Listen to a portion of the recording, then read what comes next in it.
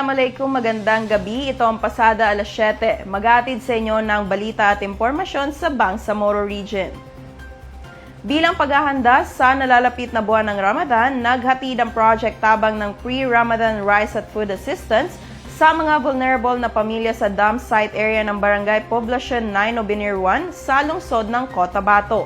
Isinagawa ang aktibidad sa ilalim ng Ayuda Alay sa Bangsamoro o ALAB Humanitarian Services Component alinsunod sa direktiba ni Bangsamoro Chief Minister Abdul Rauf Makakuwa.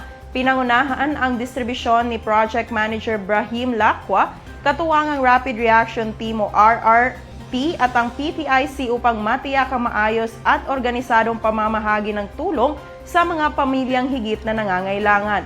Layunin ng inisyatibang ito na maibsan ang pasanin ng mga benepisyaryo sa panahon ng pag-aanda para sa Ramadan, lalo na ang mga naninirahan sa lugar na may limitadong pinagkukunan ng kabuhayan. Ang aksyong ito ay muling pagpapatunay na paninindigan ng pamahalaang Bangsamoro na magatid ng makatao, napapanahon at inklusibong serbisyo, lalo na sa mga marginalized na komunidad sa rehiyon.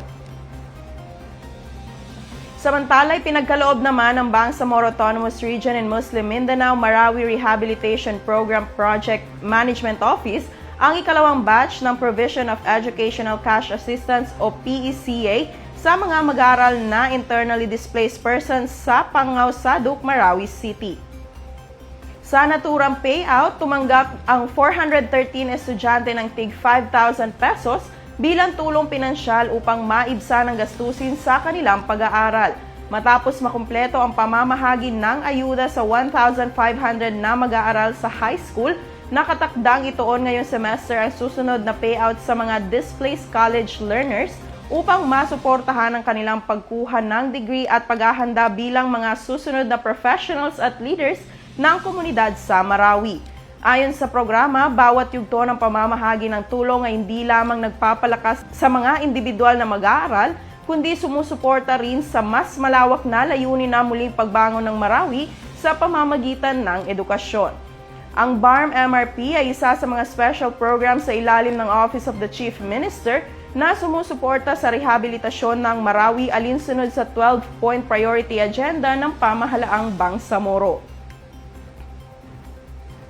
Pinalalakas naman ng Ministry of Social Services and Development ang peace building at stabilization efforts sa bayan ng Ligawasan sa pamamagitan ng agarang humanitarian assistance sa mga pamilyang naapektuhan ng armed conflict bilang bahagi ng mga hakbang upang maiwasan ang karagdagang displacement at mapanatili ang kaayusan sa komunidad. Mahigit 800 pamilya na internally displaced persons ang nabigyan ng tulong nitong Pebrero 5 hanggang 6 sa ilalim ng Emergency Relief Assistance Program. Tumanggap ang bawat pamilya ng family food packs, sleeping kits at hygiene kits upang matiyak ang kanilang kaligtasan, dignidad at kalusugan habang sila ay pansamantalang nananatili sa mga itinalagang ligtas na lugar. Ipinamahagi rin ang 379 trapal bilang pansamantalang shelter materials upang masuportahan ang ligtas na paninirahan at mabawasan ang panganib ng karagdagang humanitarian vulnerabilities sa panahon ng displacement. Ang mga benepisyaryo ay mula sa mga komunidad na naapektuhan ng kaguluhan sa sitio Bungalus, Galila, Saging, Balibet at Barangay Bulol. Patuloy na minomonitor ng MSSD ang sitwasyon sa pakikipagtulungan sa local government units at security partners upang masiguro ang proteksyon ng mga sibilyan at maiwasan ang paglala ng tensyon sa mga naapektuhang lugar. Nananatiling nakaantabay ang MSSD sa pagpapatupad ng karagdagang humanitarian at psychosocial interventions upang masuportahan ang pagbangon ng mga conflict-affected communities sa SGA. Samantala, isinagawa naman ngayong araw ang consultative meeting sa pagitan ng Philippine Muslim Judges Association o PMJA, Office of the Chief Minister, Bangsamoro Attorney General's Office at Bangsamoro Transition Authority Parliament. Nagdaos ng magkahiwalay na consultative meeting ang PMJA kasama ang OCM at BAGO sa Haraya Hall, Mall of Alnor, Cotabato City na dinaluhan ng mga Muslim judges at justices mula sa iba't ibang bahagi ng rehiyon kasama sa pulong sina Interim Chief Minister Abdul Rauf Makakuwa at Bangsamoro Attorney General Attorney Bantuas Lucman. Samantala, nagsagawa rin ng iwalay na pulong ang PMJA kasama si Speaker Muhammad Yacoob sa Sharif Kabunsuan Cultural Complex sa Bangsamoro Government Center kasama naman ng mga miyembro ng BTA Parliament. Tinalakay sa parehong pagpupulong ang mga nagawa ng PMJA, Bago at BTA Parliament, gayon din ang mga pinakahuling update sa Sharia Justice System. Binigyan diin ang kahalagahan ng agarang pagtugon sa mga hamon at isyong kinakaharap ng mga Muslim judges at justices sa rehiyon. Abangan bukas ang buong detalye ng balitang ito. Samantala, itinampok naman ng Ministry of Health ang BARM 30-day Ramadan Meal Plan sa ginanap na talakayan patungkol sa The Science of Spirit of Fasting, Health Benefits of Fasting Ramadan 2026. Ang detalye sa report na ito. Ngayong buwan ng Ramadan, hinihikayat ang bawat Bangsamoro na maging malusog hindi lamang sa espiritual na aspeto, kundi pati na rin sa pangangalaga sa ating pangangatawan at kalusugan. Sa isinagawang Health Talk ng Ministry of Health, ipinakita ang 30-day meal plan na isang gabay sa masustansya pagkain na ihahain sa suhur o sa oras ng pagkain sa madaling araw bago ang Fajr at iftar naman o breaking of the fast na ginagawa kapag oras ng Maghrib. Idinisenyo ang meal plan upang makatulong sa pagpapanatili ng lakas, tamang hydration at pangkalahatang kalusugan ng mga nag-aayuno. Ayon naman kay MOH Deputy Minister Dr. Zulkarnain Abbas, ang fasting tuwing Ramadan ay hindi lamang isang obligasyon ng mga mananampalataya sa reliyong Islam, kundi isang health practice na nakakatulong sa maayos na metabolismo, blood sugar regulation at pagbibigay ng pahinga sa digestive system. Binibigyang halaga rin ito ang disiplina sa pagkain at mas maingat na pagpili ng masustansyang pagkain. Sa pamamagitan ng aktibidad na ito, inaasahang mas mapapalawak ang kaalaman ng publiko hinggil sa tamang pagkain ngayong buwan ng Ramadan at mas mahihikayat pa ang bawat Bangsamoro na sundin ang BARM 30-day Ramadan Meal Plan bilang bahagi ng isang responsable at makabuluhang pag-aayuno. Farhana Cabalo, BIO News.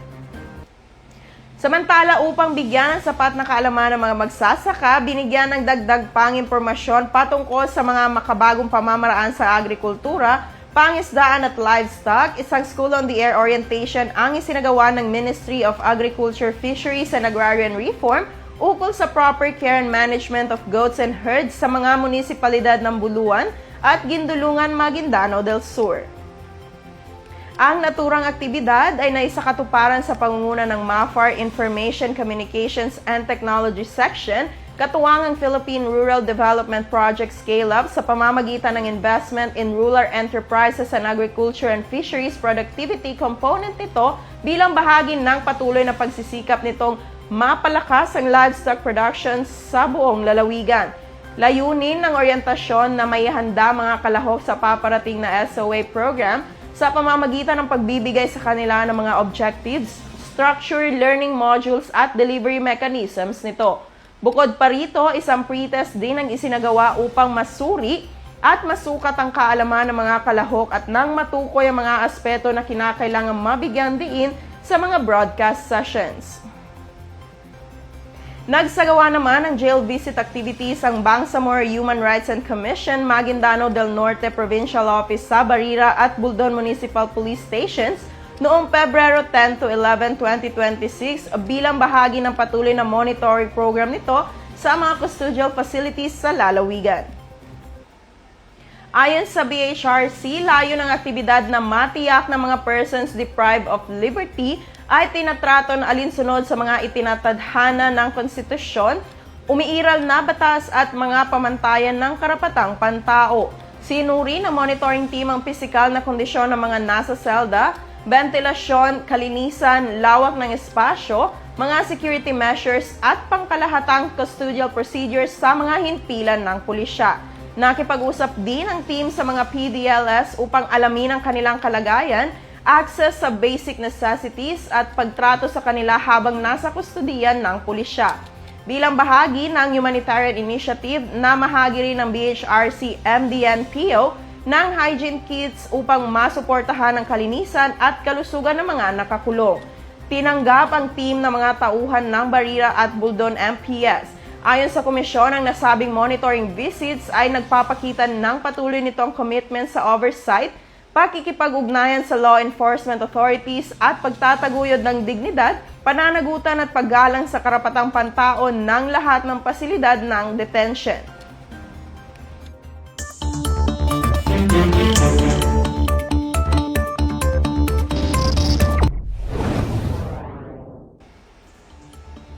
Sa ating panahon ngayon, makakaapekto sa panahon sa Mindanao ang easterlies.